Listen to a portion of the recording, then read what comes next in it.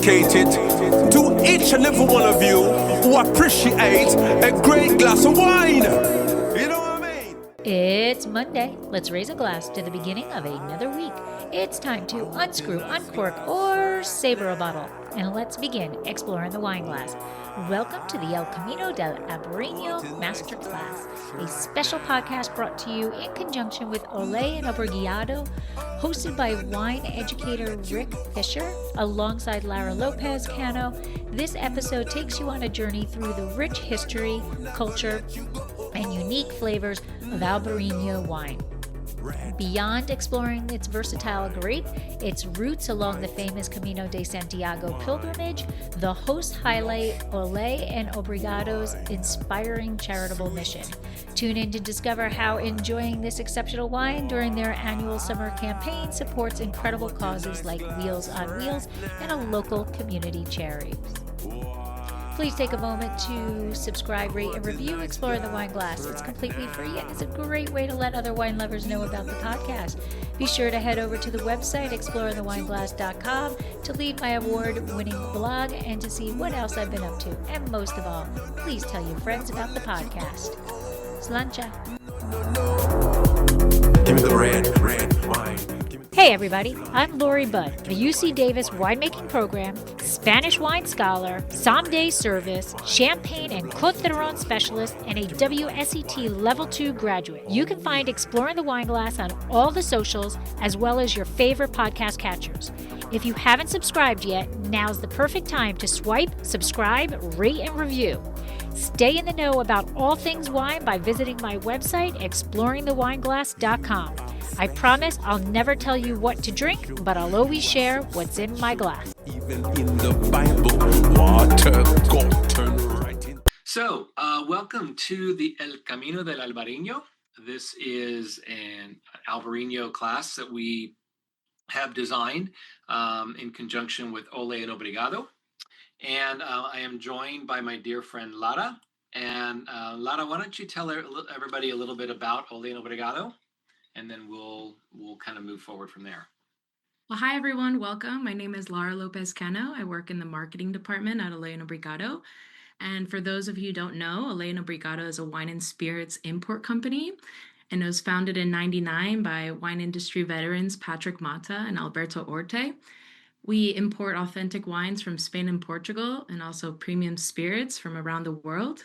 But there are truly a million things that I love about this company, but I think my number one thing is the core ethos of giving back, because we truly receive so much love and support throughout the whole country with our trade partners, our customers, all wine enthusiasts. So our hearts are just so full, and how we show our gratitude is definitely giving back. So we're very committed to also sustainability. In 2022, we became carbon neutral certified, so we don't have a carbon footprint. And Rick, this always gets to me. I mean, like, I cry at Disney movies, but it really does fill me up. So last year, we made one of our biggest goals, and we've donated over $1 million since 2006. We've donated to hunger relief, healthcare, farming, education. So we're just so grateful that everyone's here. And thank you so much for joining El Camino del Albariño, the Albariño Masterclass. So today, Rick Fischer, a dear friend of the company, a dear friend of mine, he's going to be leading this masterclass.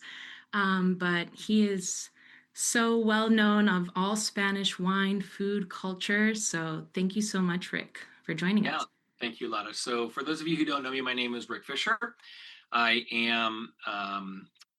work with the Wine Scholar Guild as their lead educator for Spanish programs. I created the Spanish Wine Scholar course and the Spanish Wine Essentials course. I'm also a certified Spanish wine educator with the Spanish government, and have my own business, Spanish Wine Guy, where you can find me on Instagram. So feel free to jump on there as well. Now, as Lara mentioned, this is the Camino del Albariño, and I'm going to have her give you a little bit of an introduction as to what this really is all about, because as she just mentioned, The company has donated over $1 million, which is unbelievable philanthropy in this day and age. And so, Lara, kind of enlighten everybody about what the Camino is for us here. Sure. So this is our 8th annual El Camino del Albariño, and this is our annual summer campaign. And it's really bringing different restaurants and retailers all across the country to show Albariño in a very special way. So this year it's happening between July and August, and you can visit our website, oleobrigado.com.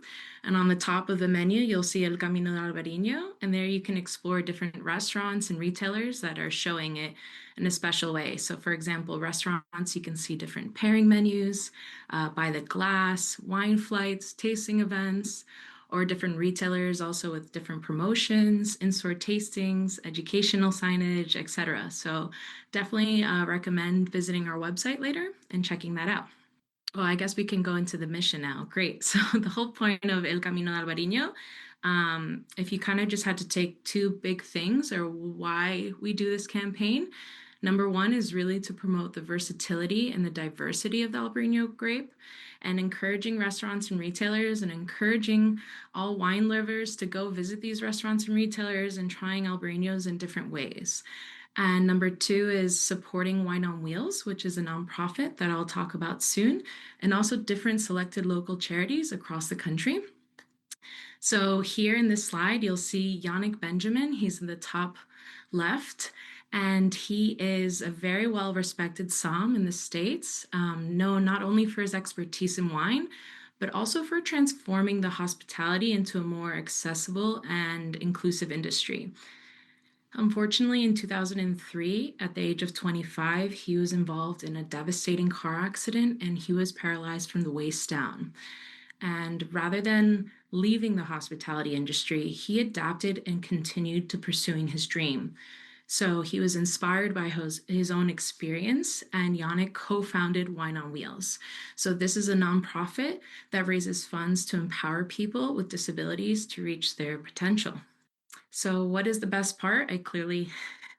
I designed this this PowerPoint, but for me, the best part of El Camino del Albariño is that Ole Obrigado has about 15 different Albariños in our portfolio. So something else that I encourage you to go on our website and to look under our wines and all the different Albariños that you can see. But our Albariños during the month of July and August do really make a difference. So we will be donating 10% of all of our Albariño profits from these 2 months to Wine on Wheels and different local charities. So different campaigns that we do, like El Camino, or also wine that we have, Liquid Geography Rosé, and other charitable incentives. Since 2006, we have donated more than $250,000 to Wine on Wheels, and this helps brand new wheelchairs for individuals or anyone who's pursuing a higher education, different scholarships.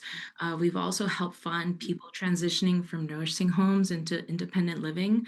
So it's just it just really fills our heart, and we're just really grateful for anyone who just joins El Camino, even just going to a restaurant, visiting your local restaurant or retailer who's participating, and just sharing a glass with your friends. Thank you, Lara. So just to give you guys a little bit of a picture of what we're going to look at today. So we're going to talk about El Camino de Santiago and get you a little introduction as to where the namesake for El Camino del Albariño comes from.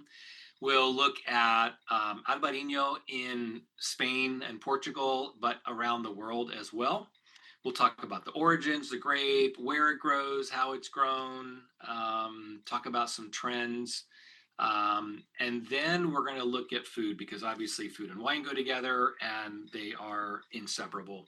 But before we jump into the actual presentation itself, have this couple of minute video that gives you a nice introduction to the region of Rías Baixas. So sit back and enjoy. In the corner of Europe, in the northwest of Spain, wide open to the Atlantic Ocean, lies Galicia, well known for being land of witches, legends, and the arrival point of St. James' pilgrimage route. Filled with breathtaking natural landscapes, powerful gastronomy, and architectural jewels, Galicia is a land full of secrets to unravel.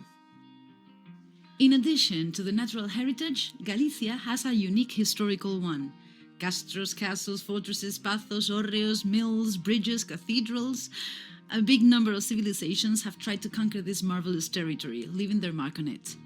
I'm going to meet Eduardo, a journalist keen on art, wine and stories. Por aquí, por las Rías Baixas, pasaron as grandes civilizacións de toda Europa, non? Os fenicios e os gregos que, por exemplo, estiveron buscando cobre, Xulio César estivo nas Illas Cíes, o corsario Francis Drake, os vikingos de Olaf Haraldsson que conquistaron todas estas terras. Isto é historia viva, a historia de Europa está aquí nas Rías Baixas. É unha terra celta absolutamente, non? Aquí hai unha influencia de todo o norte de Europa. Este era o arco atlántico no que comerciaban os povos celtas de todo o norte de Europa, e aquí estamos no epicentro de todo iso. And in a place of such a history, is there a history of wine in this area? O viño é moi protagonista na historia das Rías Baixas, e que aquí xa o trouxeron os romanos, e logo pois hai máis de 1000 anos que se cultivan unhas variedades de uva increíbles. O albariño, por exemplo, que trouxeron os monxes cistercienses que chegaron de Europa vencellados ao Camino de Santiago e que atoparon neste paraíso o mellor lugar onde cultivar esas vides.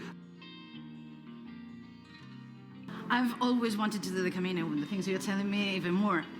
Which way would you recommend? Bueno, a verdade é que casi todo o mundo fala do camiño francés, ese que ven desde Roncesvalles e atravesa as montañas de Galicia, o Pedrafita do Cebreiro e tal. Eu recomendaría sobre todo o camiño portugués, que ven dende a costa portuguesa, adéntrase nas Rías Baixas, e para rematar a Catedral de Santiago, que é o gran monumento e o sitio dende hai máis de 1000 anos a xente quere vir a Santiago. So that's the Rías Baixas, and then you could see the very end. That was the cathedral in Santiago de Compostela. So where did we get the name El Camino del Albariño? So it comes from El Camino de Santiago, and this is a really fascinating historical piece in northwestern Spain. So the Camino de Santiago, also known as the Way of St. James, is a pilgrimage that is rooted all the way back in medieval times, and it basically leads to the tomb that was believed to be the apostle Saint James in the crypt of Santiago de Compostela Cathedral. So the Camino, it was during the medieval times, and even is today, Europe's oldest, busiest, and most well-known route. Now, basically, you can see from looking at the slide here. So the legend states that his remains were brought to Galicia after his death in 44 CE, and the tomb was forgotten.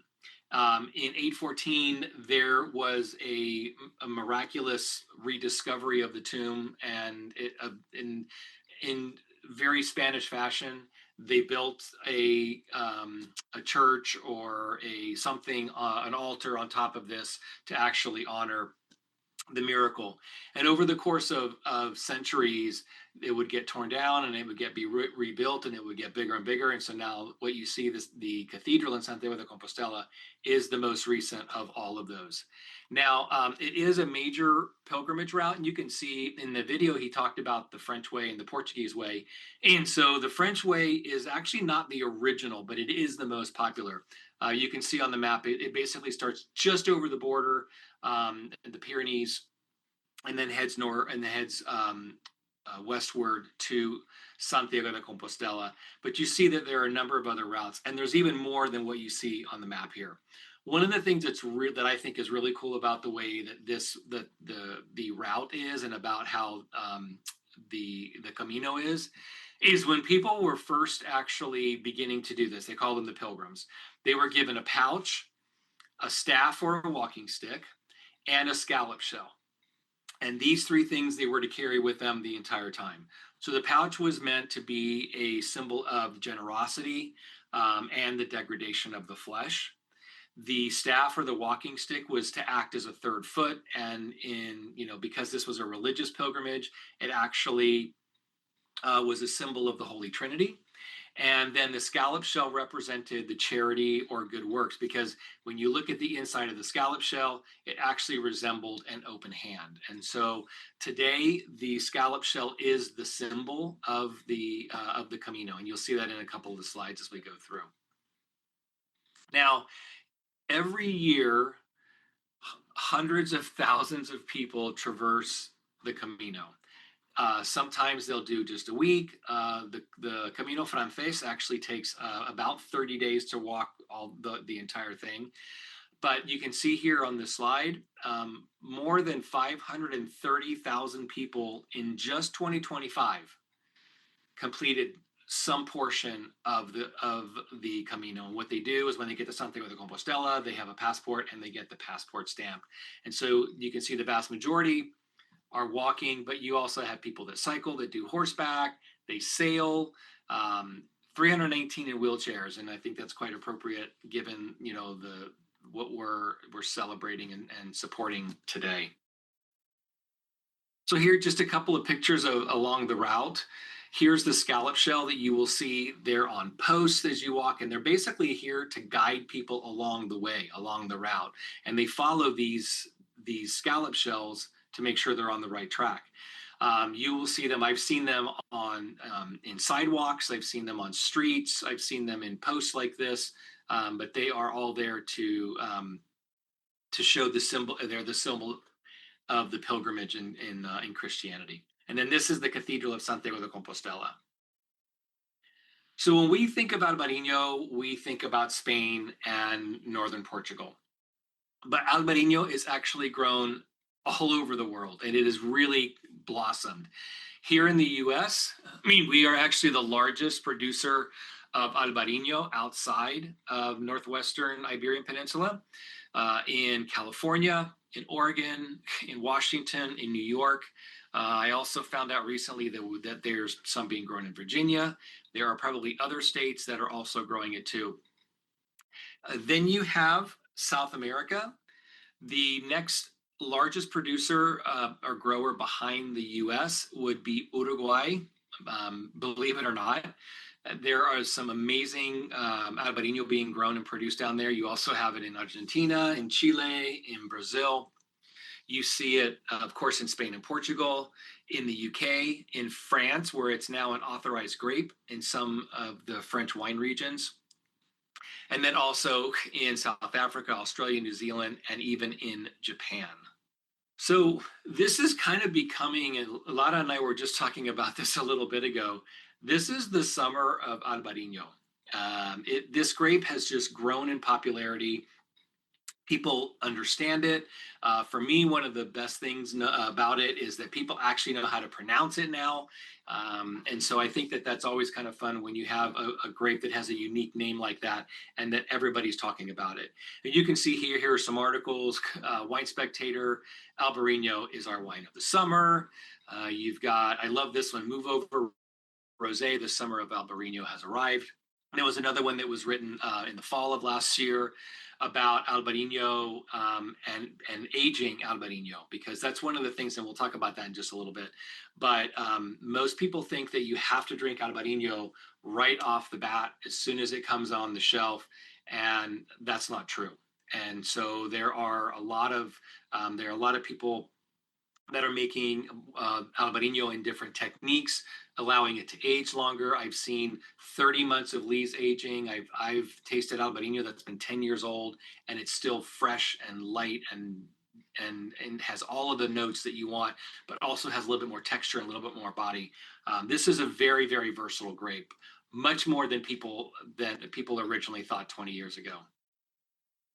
So where does it come from? So the name is fascinating. So it's derived from the term albo, which means white, and the translation Albariño, it really kind of translates to small white one from the Rhine. Now, this was because historically, a lot of people thought that this was related to Riesling. That has since been disproven, but obviously this is the origin of the name. But there are some different stories. You've got that it came through in the 5th century by invading factions. You have that it was brought from Germany or France by the Camino, and this is where they think that there may have been the possible connection to Riesling.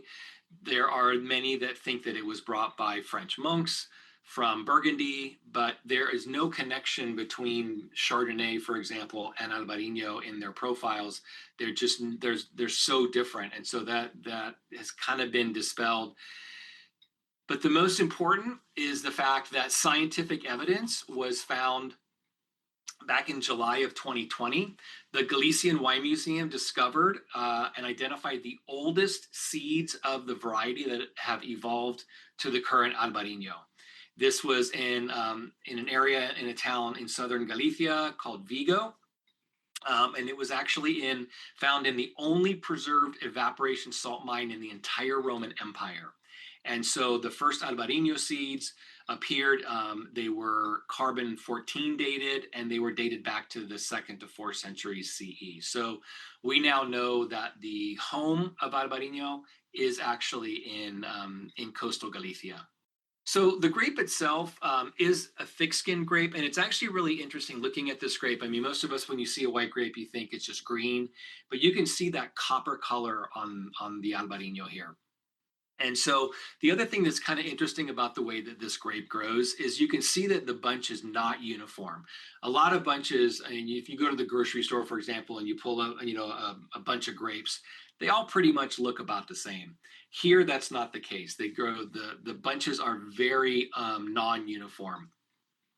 The wine we'll talk about, we'll jump to the next slide here actually and give you a little bit more of a visual picture. So you can see the profile here. You tend to have notes of citrus. You have a lot of notes of melon and some tropical fruits. A lot of it depends on where it's grown. If you have warmer climates, you're going to have more tropical notes. If you have cooler climates, you're going to have more citrus notes. You do get a lot of salinity, and these are definitely more of those primary notes. For wines that are aging or that have malolactic conversion or that have lees aging, they're going to develop, may develop other notes like almonds or a little bit more texture, a little bit more body. So definitely these wines evolve in that. Now, profile here, I would say that this is a little generous. I would say that they are dry, they're fully dry. And they are generally light bodied when you're drinking them young, but they can go to medium body as well. Otherwise, obviously there's no tannins, and they do tend to be medium in alcohol. So they're very easy to drink. Trust me, very easy to drink and to sit on the porch, sit out by a pool, on the beach, whatever, and enjoy one of these. So there are two primary areas, the two best areas in the world for growing Albariño are here. On the map, you can see in Galicia on the coast, and then in northern Portugal in the Vinho Verde region. So let's look at the two. So we'll start off with Rias Baixas. And one of the things that I wanted to point out here, obviously you can see that we're situated directly on the coast. But if you look at the picture on the right, you can see that the way that they're grown, because this grape is grown in a coastal region, the things that you have to contend with are high moisture in particular. So you run the risk of getting a lot of moisture on the grapes, of them rotting.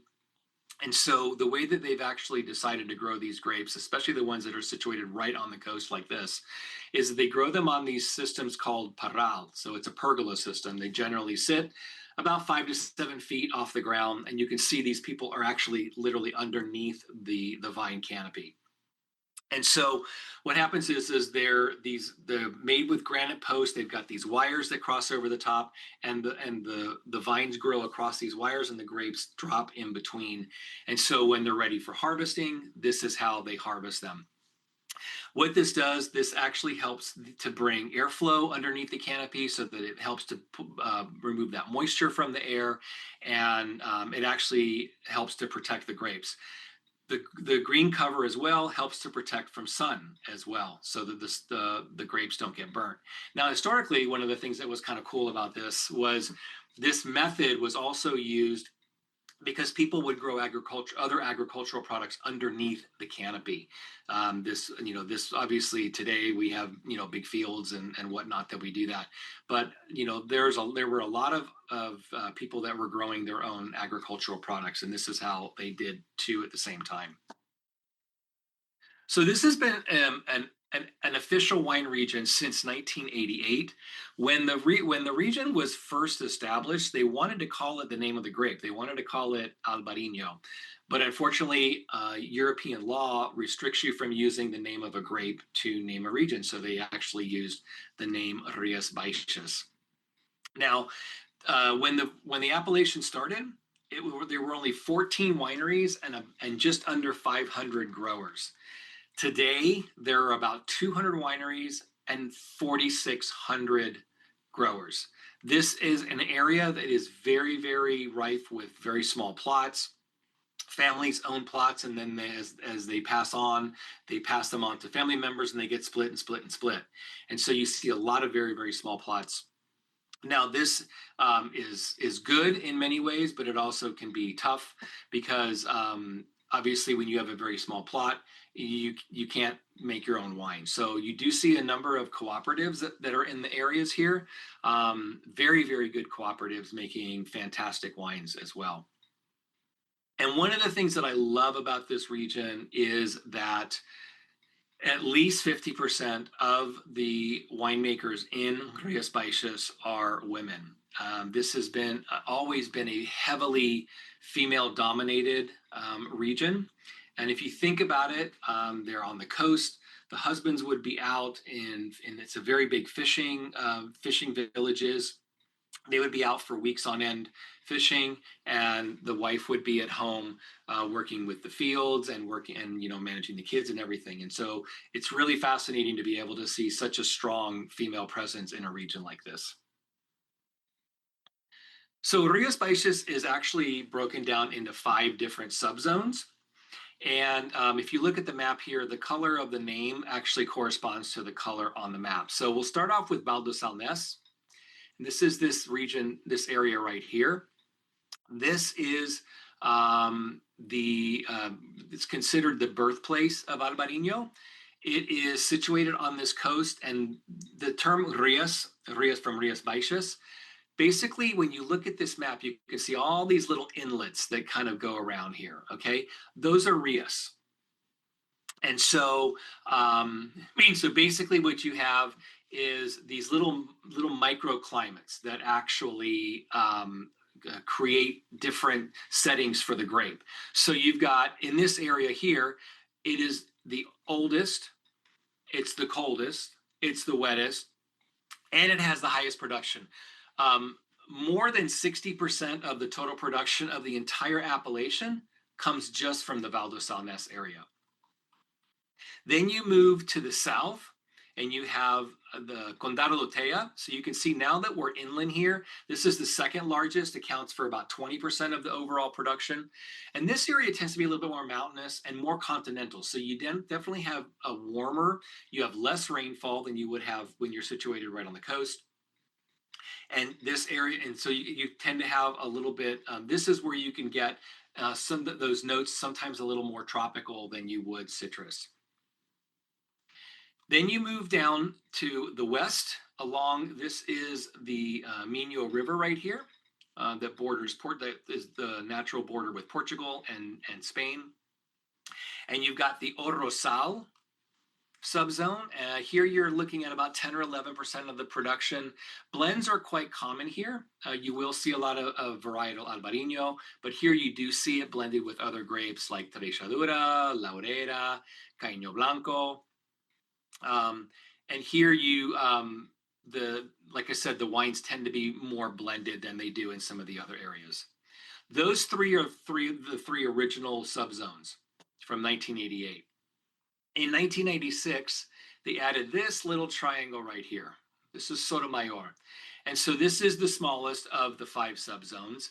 And there's only about 7 or 8 producers in this entire subzone here, but they have decided as a region as a subzone to only work with 100% Albariño. So every wine that comes out of this subzone is Albariño. Then you move up to the north, and in 2000, Ribera da Ulla was added as the last subzone. This is the youngest of the subzones. It tends to be a little drier and a little warmer. And the wines tend to be a little bit richer with a little bit lower acidity than some of the other subzones. Then we jump across the Spanish-Portuguese border to the Vinho Verde region.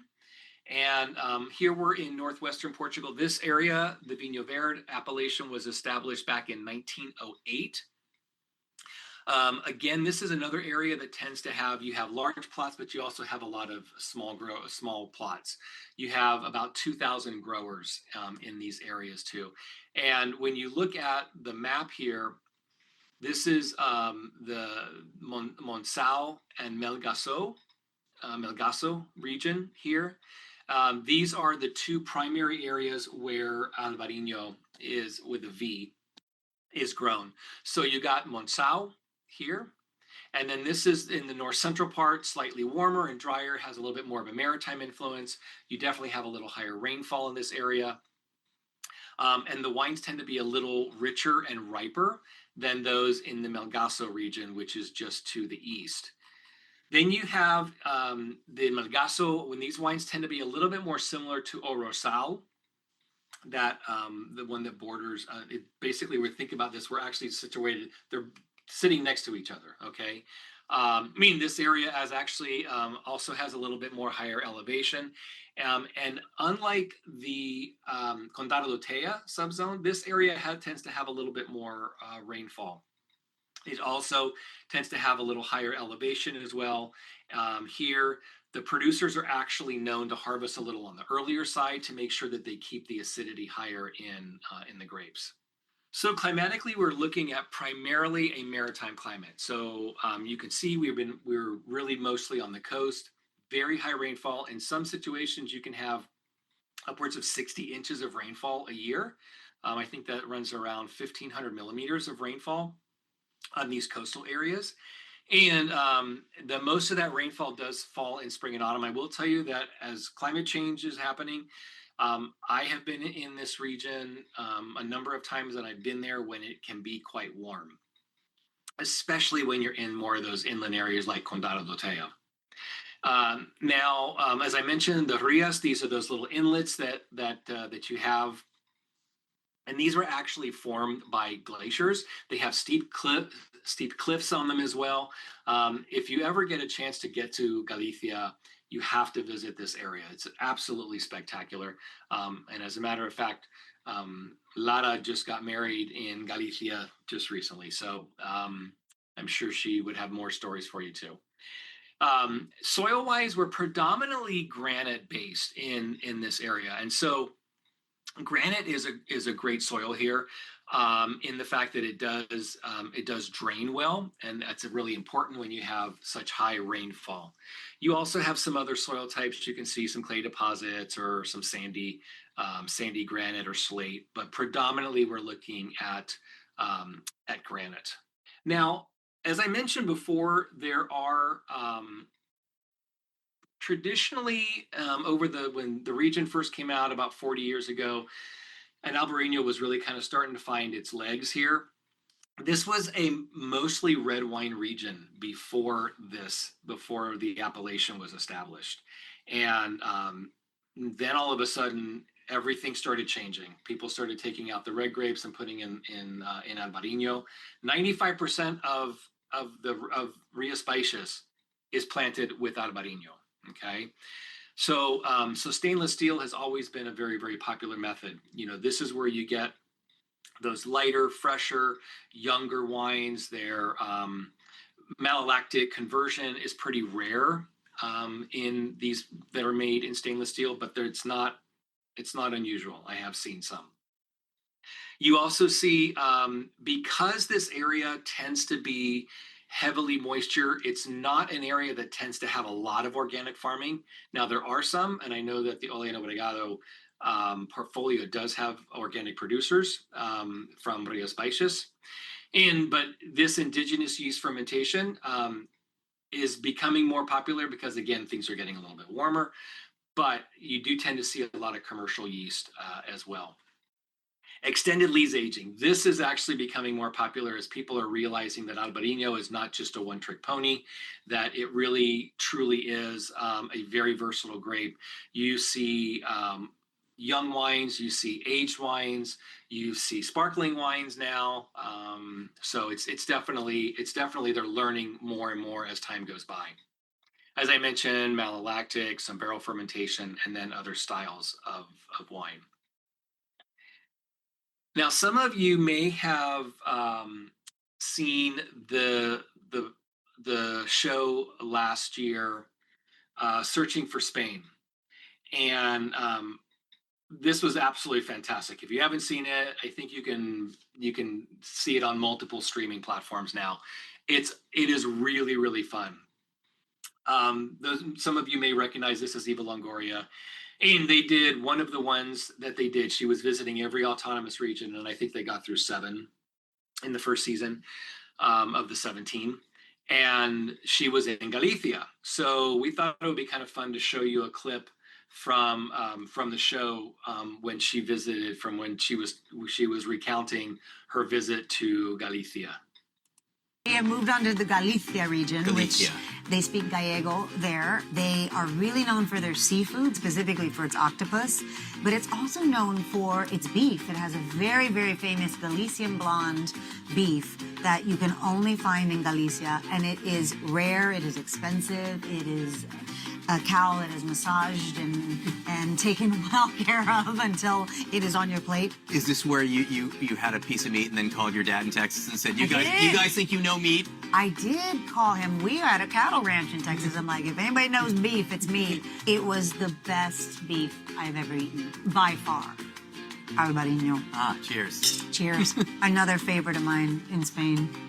I think that might be my favorite. No, I love an Albariño too, but Albariño is a grape specific to Galicia.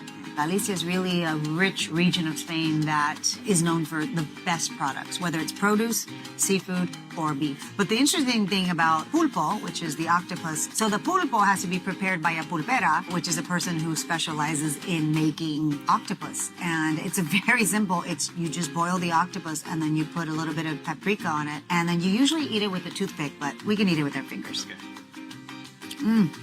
Sometimes in the U.S. when Chewy. I have octopus, yeah, it's chewy. This is No. not chewy. When you're in Galicia, it is out of the ocean onto your plate. The other thing I drank in Galicia was queimada, which is the drink that they light on fire, and you have to say this incantation in Gallegos that burns off evil spirits. And so I got to make that, mix it, pour it in a cup, and burn away any negative energy. You know, we could all burn away some evil spirits. Sorry. I think Exactly. it's something we could all use a little bit of. Exactly. And you know, Galicia was the only region I had never been to. I'd always wanted to go to Galicia because it's the end of the Camino de Santiago, which is a Catholic pilgrimage that could start in France and ends at the cathedral in Santiago, Galicia. And so to be there in Galicia, in front of the cathedral, and you see all of these groups, they arrive and they're in tears and they're praying at the cathedral that they made this pilgrimage. It was really beautiful to watch. And I want to do the pilgrimage one day. Okay, so I don't know if that makes you guys hungry, but I will tell you, Lara and I were talking about this before the call. It is the best beef on the planet. La Rubia is so good. It is amazing. And I mean, one of the things that's really fun is, you know, we always talk about wine and food being, you know, coexisting together. And obviously Albariño is no different. And so I'm going to actually turn this over to Lara, who's actually going to give us a little bit of an introduction to food and wine pairing. Of course. So, I mean, we all know that Albariño definitely belongs on the table. And I grew up in the restaurant industry. My father owned a restaurant for 25 years in Manhattan. So a lot of Spanish tapas are always, I mean, my family's from Spain. But we love to play this game called Perfect Match. And when you have a lot of friends and family over and you open a bunch of different wines and have a lot of different dishes, and as everyone's eating and tasting and pairing different wines with dishes, at the end of the night, we'd always go around and ask, what was your favorite pairing? What's your perfect match? And surprisingly, I always knew Albariño was always a big hit with many different dishes. And so I recommend for all of you for this summer to play Perfect Match. But as we go into the food pairings, why is Albariño the perfect match? So before I get in there, I would love to talk about this cookbook that I absolutely love. It's called Salt, Fat, Acid, Heat. I don't know if any of you are familiar with it, but it's by Samin Nosrat. And she also has a Netflix special, so I totally recommend watching it. But it really... Lara, I have to tell you, I just watched that after the Oh, last did you time like we it? talked. What I did you literally think? watched it last week. I watched all 4 episodes, and it was fascinating. It's So, amazing. I highly highly recommend recommend it. Yes. Back So to you. no, of course, no problem. But I'm so happy you watched it. But it's like, if you haven't watched it, it breaks down cooking into 4 fundamental elements, and it kind of teaches you how to balance your meals. So salt, fat, acid, and heat. So since I personally think one of Albariño's greatest strengths is how food friendly it is, because of its bright acidity, its freshness, its natural salinity, it just makes it incredibly versatile. So I love a good analogy, and I think this is such a great way, whether you're a foodie and you're very well experienced and you're trying to educate someone on something, or you're open-minded and you haven't really explored much of food and wine pairing. I totally recommend thinking and teaching and explaining things in analogies. It's helpful for people to break it down. So sometimes you have to think of Albariño as kind of like the lemon squeeze on your oyster, with that fresh acidity from the lemon, or also the acidity of the tomato sauce on your pizza, how it well complements as one of the 4 elements, or whether the salinity, the salt from the soy sauce to your sushi. Another great example I have here written is the apple slice. So think of that green apple slice, that tartness flavor, and how it how it's such a great match with a piece of brie, for example, right? 2 totally different things coming together, and they just go so well together. And as well as a palate cleanser between courses, Albariño is just such a friendly way. So we're going to go into some examples here. Naturally, Rick and I were talking about this before, but of course, what grows together goes together. So naturally, you think Albariño, a coastal wine, it's going to perfectly go well with so many seafood and fish dishes. So here we have 3 different examples. I definitely put a ceviche in the top left here because I think it's such a great dish that complements Albariño so well, because it has the leche de tigre, the acidity of it, and it complements so well the Albariño with that acidity, that lemon juice of the fish with the lemon, and as well as the rocoto, a little bit of that heat that they add to a Peruvian ceviche. It's just a very well perfect food pairing. And then when we look over here to the oysters, as I said before, that example, think of that fresh lemon squeeze. A good alternative is just having a glass of wine, because sometimes a fatty oyster can really cut well through with the Albariño and makes it a really good pairing. And then here we added a plate of sushi. And in the sense of sometimes in Japanese culture, when you have ginger and it's used as a palate cleanser. So imagine having a very fatty piece of mackerel, and then you switch to a piece of salmon.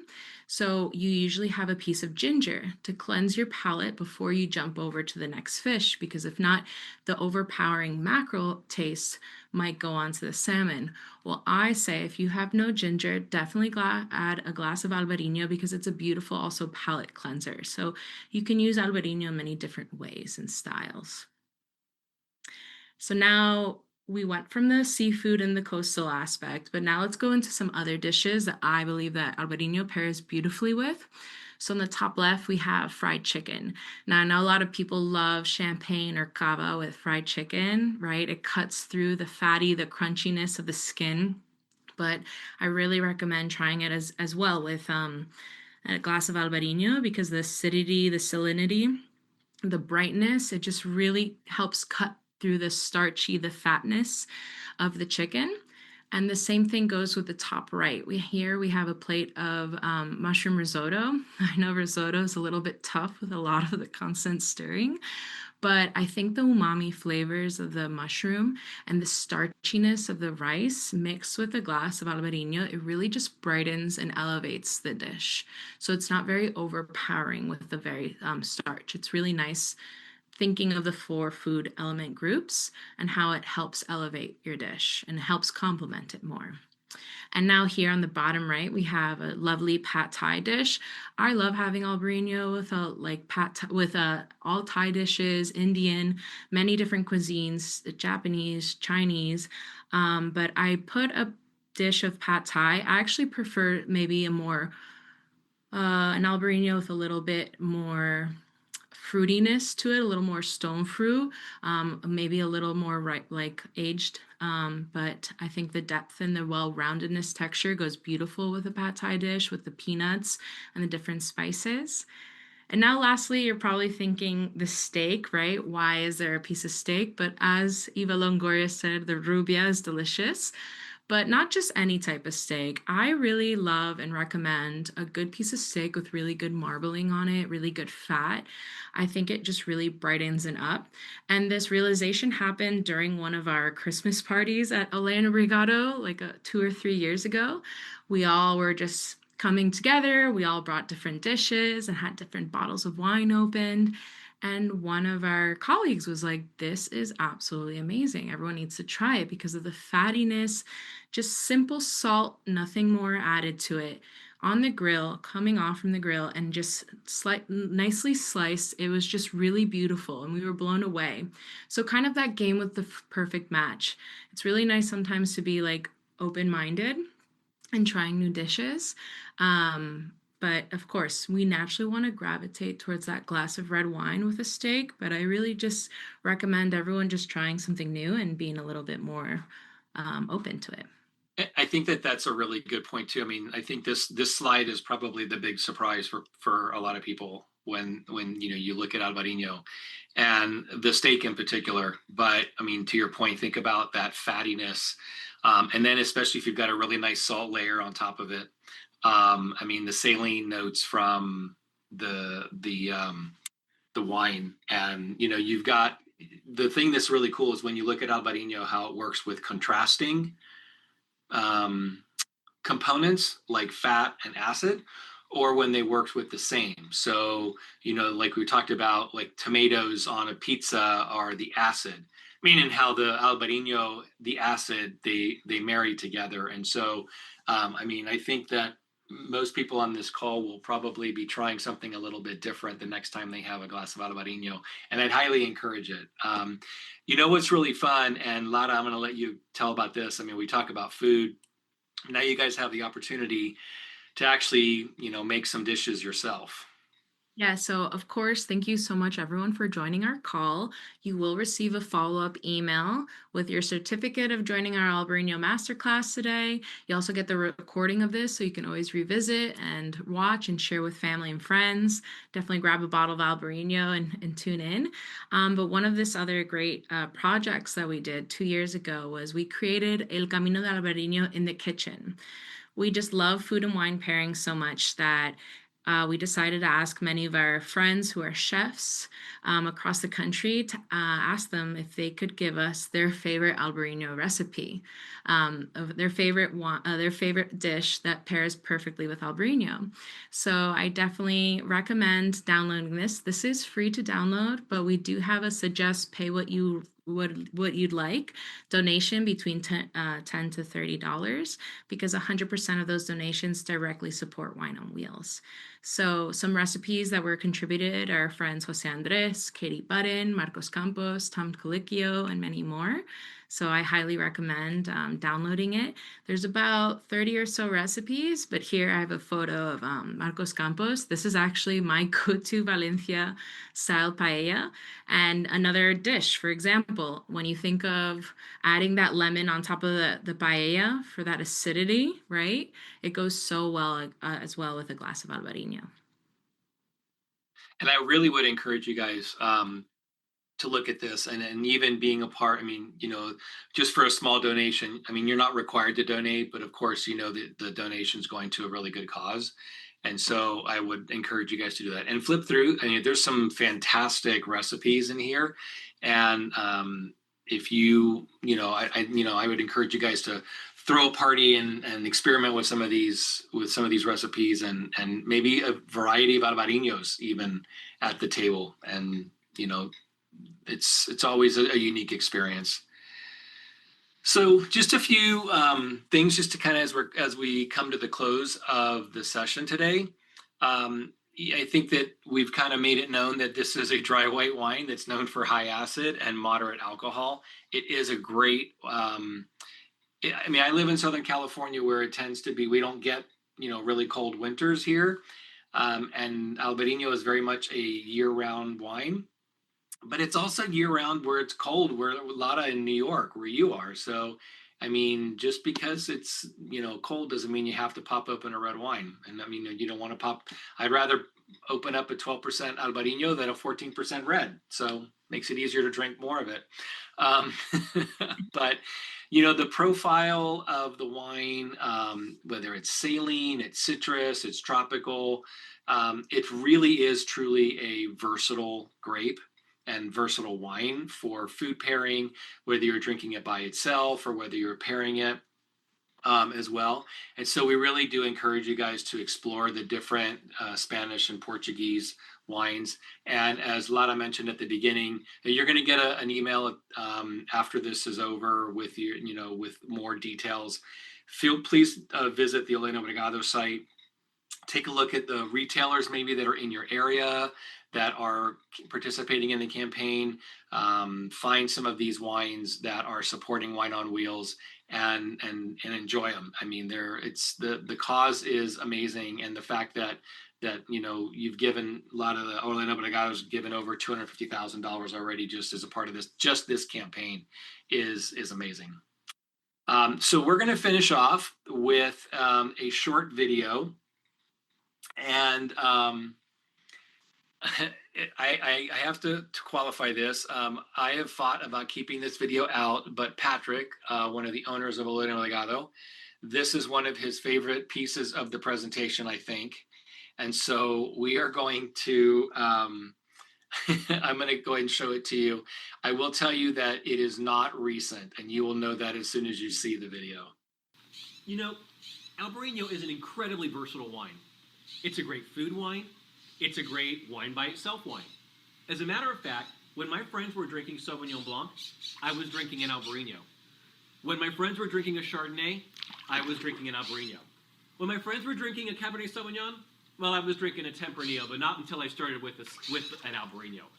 And as a matter of fact, I really should know by now that I should have 2 glasses with me. Whenever my friends try an Albariño for the first time, they always want one.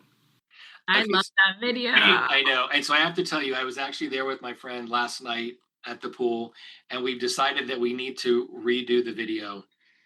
So okay, good for next year. So maybe next year, if you come back, everybody will have an updated video. But hey, again, thank you so much for joining us. We hope that you learned a lot, that you have kind of a newfound love and understanding of Albariño and Albariño, and that you go out and try something different. Lara, do you want to say any final words before we sign off? Of course. I'm so grateful for everyone to join today. I hope you learned something and take something away. And please always visit our website. You can reach out to us, marketing at Ole Obrigado, for any questions. I saw Anne said, how can I participate next year? So any other questions, but we will be sending a follow-up email. Your certificate, your recording, the presentation within itself. We want to give you also an Albariño cheat sheet to remember. And also, if you have any questions about where to find Albariños also near you, happy to help. You can always reply to that email. But thank you so much for joining today. So you and I can feel This has been another episode of Exploring the Wine Glass. Thanks for listening. If you have suggestions on what topics you would like me to discuss, please reach out on social media. You can find me on Twitter, Instagram, and Facebook as Exploring the Wine Glass. I am also on LinkedIn as Lori Hoyt-Budd. Of course, you can always email me at exploringthewineglass@gmail.com and sign up for my newsletter at exploringthewineglass.com. If you enjoyed what you heard, please rate, review, and subscribe to help others find me more easily. And most importantly, tell your wine-loving friends, because if you like the podcast, they will too. Podcast music is Wine by Kevins. Until next week, slancha. I'm on keeping what I might send out and tell you. There is always time.